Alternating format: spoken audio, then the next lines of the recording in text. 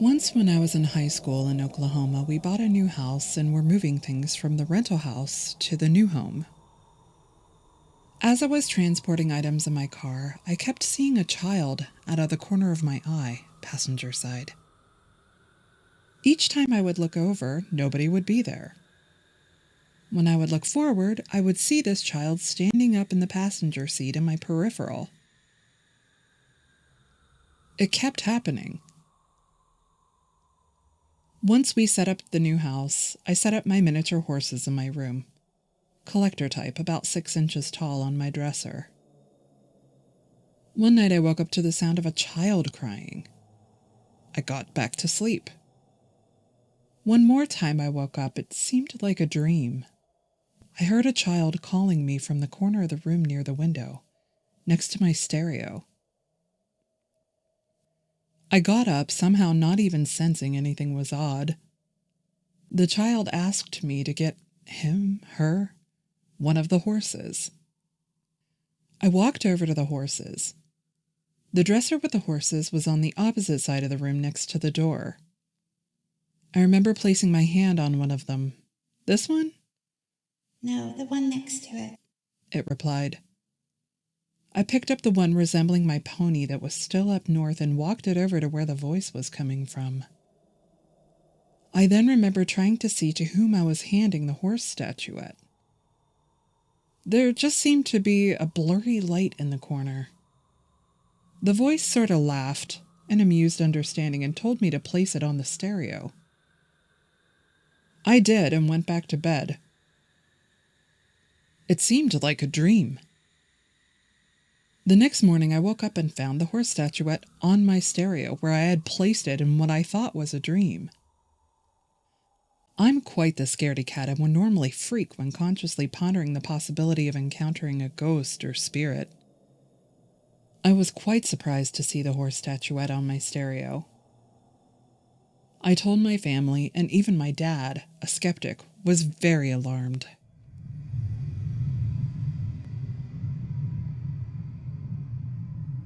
Apologies for the long post. This story dates back to the late 90s. I, male, 15 around the time, was living in Bournemouth, UK with my family. My parents purchased a Victorian hotel, 9 guest bedrooms, and we moved into the hotel owner's accommodation. My parents had their room on the ground floor, and my brother and I had a room each in the basement. The hotel was a nice place. It had a happy feel to it, except in certain areas. There was one room, 7, on the top floor that had a strange vibe when inside it. Whilst cleaning this room, there was a closeness, as if all the air around was closing in on you, and a ring in your ears that only really became apparent when you left the room itself. I always kept the door open when I had to work in this room, and was happy when I got to leave. We will come back to this room later. Within the first few months living in the hotel, it was apparent to the whole family that things were happening that could not be explained by everyday logic. The large old doors around the hotel were heavy and had been fitted with auto closers for fire safety reasons. This made it generally difficult to open them at times, particularly when carrying trays/hotel supplies. However, often we would be walking through parts of the hotel and a door would swing open. We would expect someone to walk out of the connecting room, but there would be no one there. Another occurrence experienced by my entire family at some point or another was the feeling of being hit by a sudden gust of wind, even when in a room with all doors and windows closed. We're not talking about a little breeze. This was like someone held a large rotary fan up to our face and put it on maximum power. Then after the wind stopped, there would be a strong smell of a gingery aftershave. The first major incident we had involved room 7. A couple and their 10-year-old daughter were staying in the room. After dinner, the parents went to the bar for some drinks, and the daughter was bored, so wanted to go watch TV in their room, so she did. All was fine until another guest entered the bar area and asked if anyone was staying in room 7, as they could hear someone screaming in that room. My parents and the girl's parents ran upstairs and went into the room and found the daughter sitting up in bed and floods of tears. When asked what was wrong, she said she had fallen asleep and then woken to see a man standing in the room. My parents asked what the man looked like, thinking it was one of our other guests in the hotel, but the description she gave was of a tall man wearing a top hat, and that he had hair down the sides of his face, but not a beard. She effectively described a Victorian man with sideburns. Her parents asked where he went, but she didn't know. When she woke up, he told her to stay in bed and go back to sleep. That is when she said she started screaming, and when she looked back up, he was gone. They searched the hotel, but no one was found, and none of the guests came close to matching the description. They put it down to a bad dream, but my family were sure there was more to it than that. Not that we ever talked to the guests about the supernatural occurrences. We figured it would cause more issues if people actively knew. It was a few months before the next sighting. The ground floor layout of the hotel was quite basic. There was a main lobby area, and off from that there were different rooms: lounge, dining room, kitchen, etc. The bar was part of an old extension only accessible through the dining room. This meant that if you were sat in certain positions at the bar, you could see directly through the dining room and into the main lobby and stairs area. A guest was sat having a drink in that exact spot when she turned to my mom standing behind the bar and excitedly said, "Oh, you're having a wedding party in."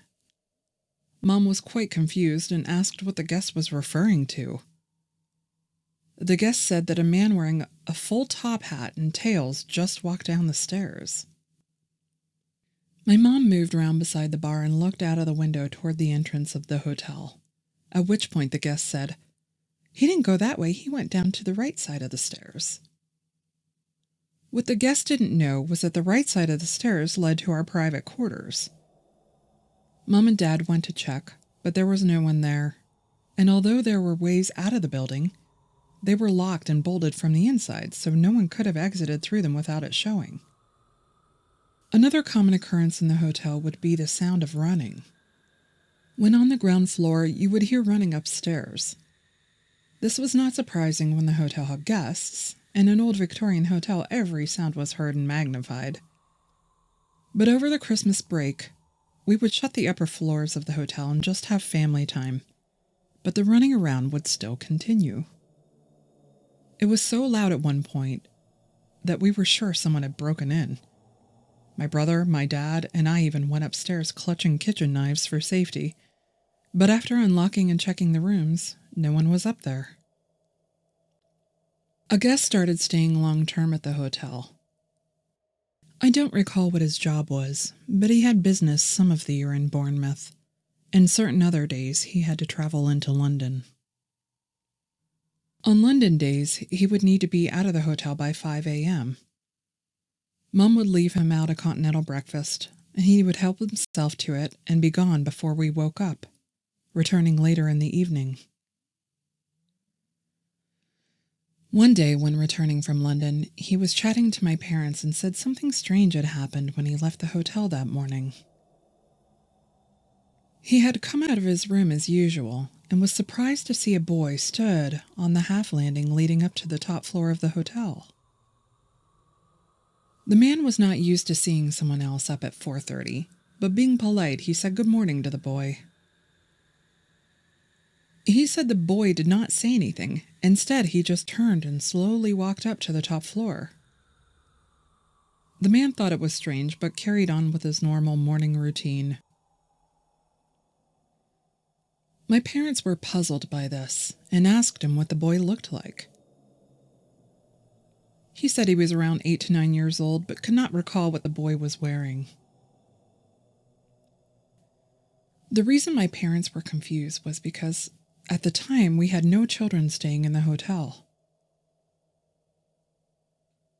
Many months later, while serving breakfast, a guest came into the dining room and quite loudly asked my mom, "Is this hotel haunted?" All the other guests stopped eating, intrigued by the question, and even more so by what the answer would be. My mom played it cool, simply saying, "Why do you ask?" The lady replied that she had woken up in the night, and there was a boy stood in her room. She said hello to the boy, and he vanished. Mom acted surprised and said it was the first she had heard of anything like that, again playing it down in front of all the listening ears. The final incident involved me. I had been saving my money up to buy a watch, a storm watch, to be precise. I had finally managed to get enough money together and had made my way to town to pick up the watch. It was my first ever expensive purchase. If I recall, it was around 90 pounds at the time. When it was time to go to bed, I took the watch off and went to put it on the bedside table. However, in each room, there were internal phones next to the bed. This was in case my parents needed our help or guests were checking in so we could be called to assist. The bedside table in my room was so small, the phone took up all the space. For that reason, I decided to lay the watch over the receiver of the phone and hope no one called me in the night. My bed was one of those large metal bunk beds. It had a single bed at the top and a sofa bed below that folded out into a small double. I slept on the bottom partly because it was a double, but realistically because the ceiling was so low you could not physically sleep up top anyway. I remember being woken in the night to the loudest clanging metal sound as my whole bed shook. It felt and sounded as though someone had taken a run and jumped and landed on the metal ladder of the bed. I was facing the wall at the time and remember the utter fear I felt. I would say it was the only time in my life that I've ever been frozen in fear. No part of me would move. I just lay there, too scared to turn over and to see what had caused the entire bed to shake. I'm not sure I would have been able to call for my brother, but he was away at PGL summer camps, so could not have helped me anyway. I lay there for hours just staring at the wall. Finally, the light shone down the basement window and filled my room. I plucked up the courage to turn and look, and thankfully there was nothing there. I sat up in bed, and the first thing I noticed was the watch was gone from the top of the phone. I searched around on the floor, thinking maybe it had slid off. Then I thought about the noise my bed had made, as if someone had jumped on it. Slowly peering to the top bed, there in the middle of the mattress was my watch. I guess the little boy had wanted to play with it too. My mom went on to research the local history of the hotel. She was able to find out a doctor had lived there when it was first built as a house. And during the time there was a young boy that had died from an illness. But I can't remember the exact details of how. We owned the hotel for many years before selling it. It later was converted into flats, and I often wonder if they still have any occurrences.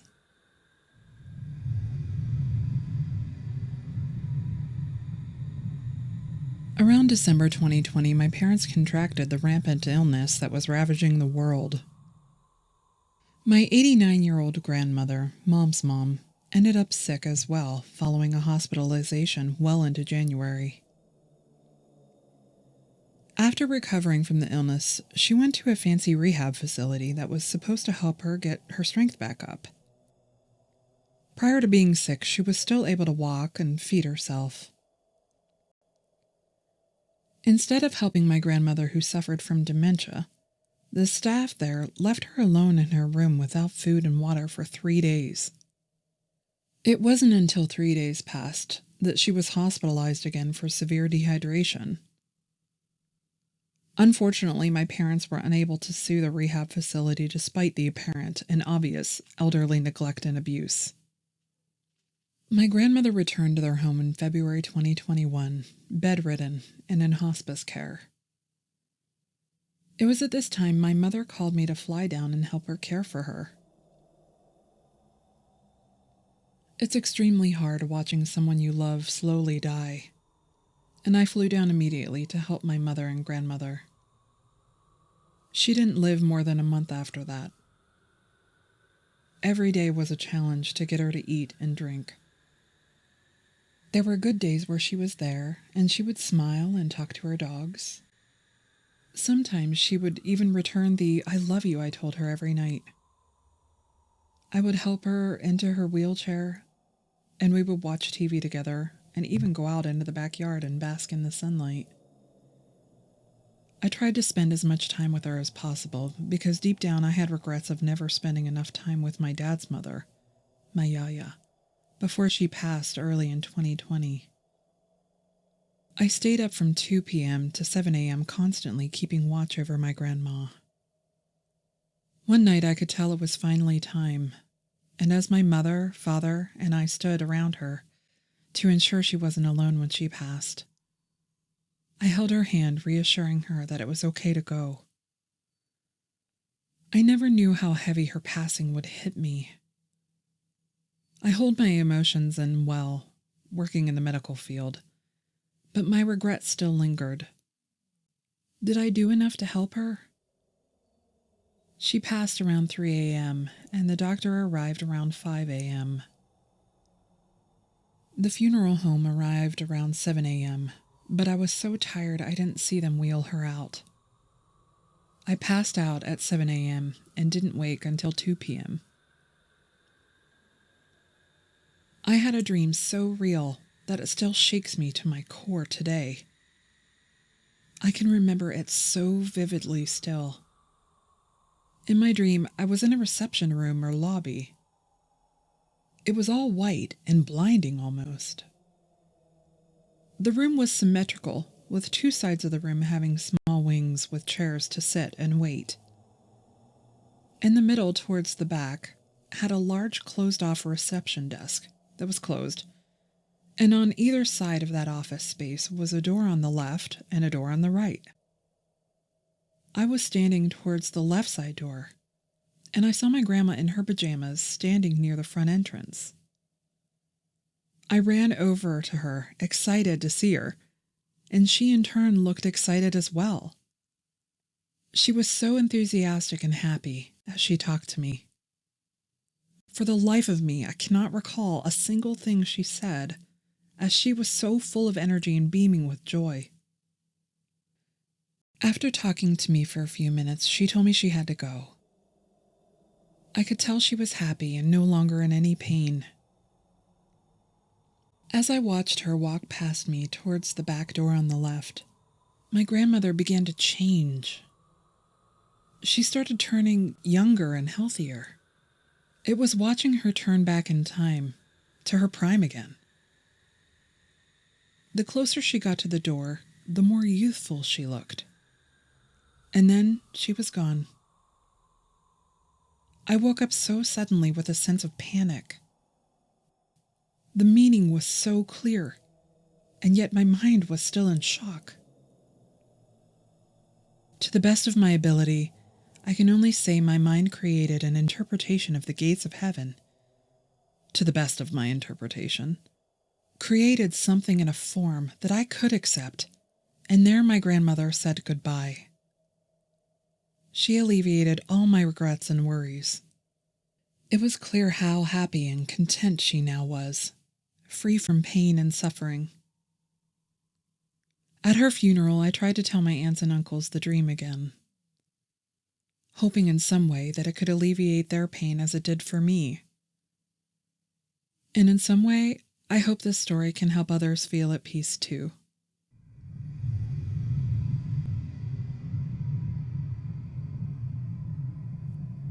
So I work in a large bunker complex from World War II and stayed for a night shift the other day.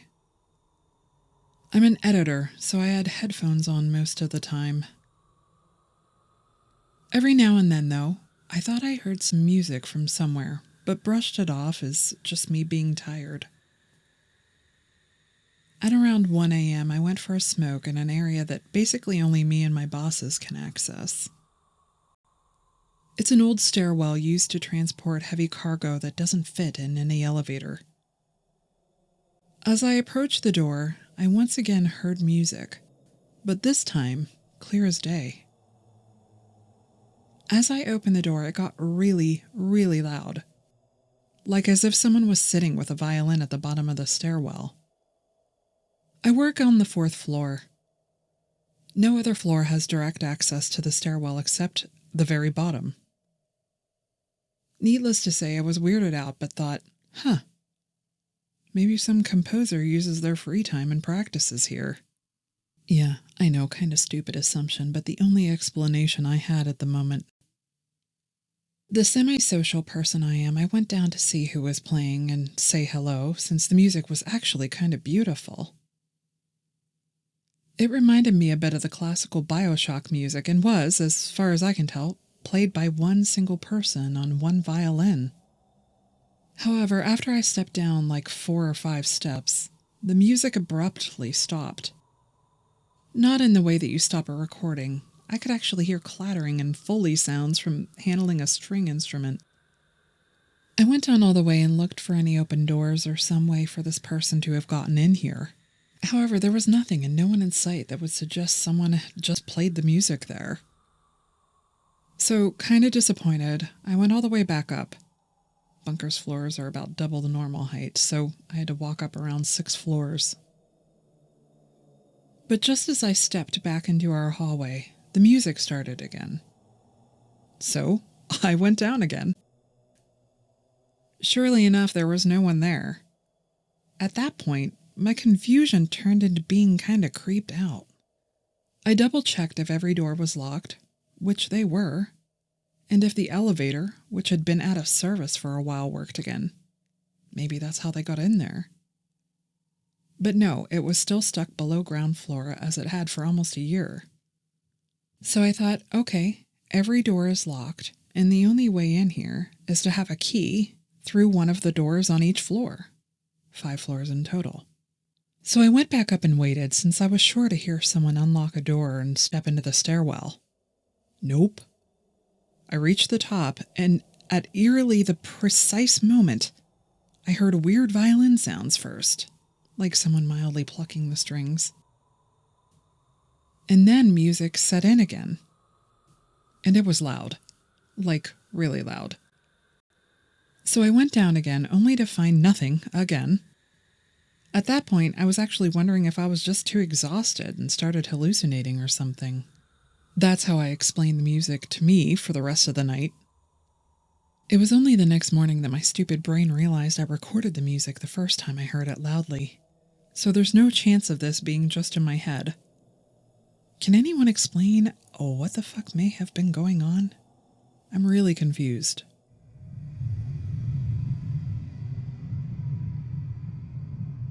I was 4 years old when I first saw the spirit of a departed loved one. My paternal grandmother, Abuelita Bertha, was caring for my great-grandmother, Bisabuelita Lola. She was very ill at the time. I used to spend a lot of weekends at my grandmother's home, so this day she took me with her. We spent the night at my great-grandmother's home so that my grandmother Bertha could keep watch overnight. The room where my great-grandmother slept had 2 full-sized beds and a dark green couch. I slept on the couch. Around 3 a.m., I was awakened by my great-grandmother's voice. She was calling out to her mama, her mother. She kept saying her name, Mama, over and over again. Her tone was one of love and longing. Her voice trembled at the sight of seeing her mother. The room was dark, but soon my eyes adjusted. I could see the figure of a woman in a light blue dress, shoulder-length white hair. Her hair was beautiful, coiffed in an old-fashioned hairstyle. She was sitting on my great-grandmother's bed, combing her hair with an old silver hairbrush and soothing her as she did so. As I write this, the emotion of love still floods my heart because I can remember it so fondly and without fear. I saw my great-great-grandmother preparing to take my great-grandmother Lola home to her creator. My bisabuelita Lola passed away 2 weeks later. I didn't share this story with my grandmother Bertha until I was in my early 20s. But when I did, we both cried. My grandmother then pulled out the very silver hairbrush that had been at my great-grandmother's house. She kept it in her drawer of treasured heirloom items. Love never dies. It just transforms in beautiful and amazing ways. And when we are ready to transform and transition, know that your loved ones will step forward to welcome you home.